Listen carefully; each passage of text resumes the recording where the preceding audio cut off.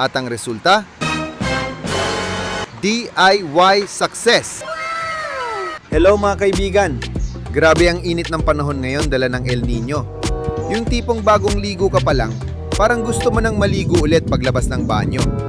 Kaya sa video na ito, gagawa tayo ng DIY kabit sa wall fan para makatipid sa space at magkaroon naman tayo ng hanging may malasakit. Nice.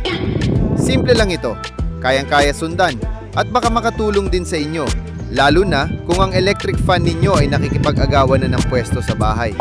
Kaya tara, simulan na natin. Unang-una, itest muna natin ang fan kung umaandar. Siyempre, mahirap na. Baka maikabit natin ng maayos tapos ang ending, tayo lang palang umiikot sa init. Pangalawa, ikabit na natin ang rear grill. May 3 butas ito. Itapat lamang sa 3 maliit na parang bolts. Parang love story lang. Kailangan swak ang pagtatagpo. Pagkatapos, ilagay ang grill lock at higpitan ayon sa ikot ng orasan. Kapag baliktad kasi ang ikot, baka pati hangin malito sa direksyon. Sunod naman ang fan blade. Itapat lamang ang blade na may butas sa tamang guide ng shafting. Mayroon ding guide ang motor shaft na tinatawag na half moon. At kapag nagsama na silang dalawa, congratulations! May nabuon ng full moon. Pagkatapos, ikabit na ang blade lock. Counterclockwise naman ang higpit nito. Opo, dito nagsisimulang magduda ang karamihan sa buhay nila. At panghuli, ikabit na natin ang front grille. May markings ito bilang guide. Ikalso lamang sa ibabaw ng rear grille at itapat sa gitna gaya ng nasa video. Dahil ayaw natin ng electric fan na tabingi ang tingin sa buhay.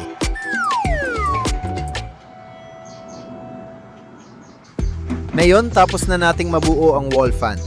Dadali na natin ito sa haligi para hanapan ng magandang pwesto at tamang taas. Dahil kahit electric fan, deserve din ng magandang future.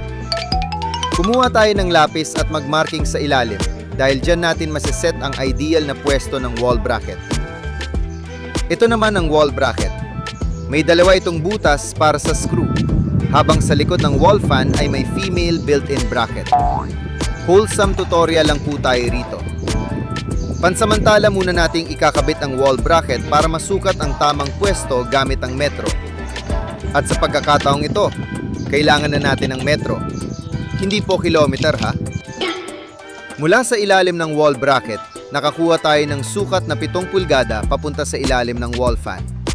Kaya babalik tayo sa post para gayahin ang sukat na 7 pulgada pataas.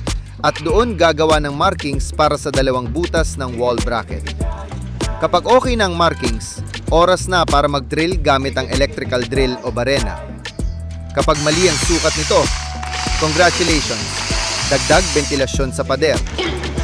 Pagkatapos may drill, ipasok na ang 2 tocks at pukpukin ng marahan. Dahil hindi po ito galit issue.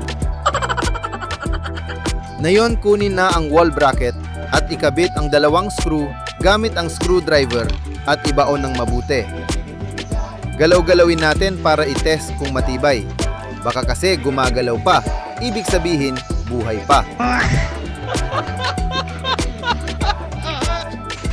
Ngayon kung wala na tayong pagdududa sa ating ginawa, kunin na natin ang wall fan at isabit ito sa wall bracket ng dahan-dahan para may thrill at konting suspense. I-set up natin ang yuko ng fan ayon sa ating pangangailangan dahil hindi lahat ng hangin pare-pareho ang direksyon sa buhay. At ngayon, moment of truth na. I-plug na natin ang wire at ang resulta, DIY success! Ayan mga kaibigan, presko na ang buhay natin. Maraming salamat mga kaibigan sa panonood. Kung nagustuhan ninyo ang ating DIY wall fan tutorial na may libreng comedy show, huwag kalimutang mag-like, subscribe, at pindutin ang notification bell para updated kayo sa susunod nating mga DIY projects. Stay safe, stay presko, at sana hindi kayo matunaw sa init ng panahon.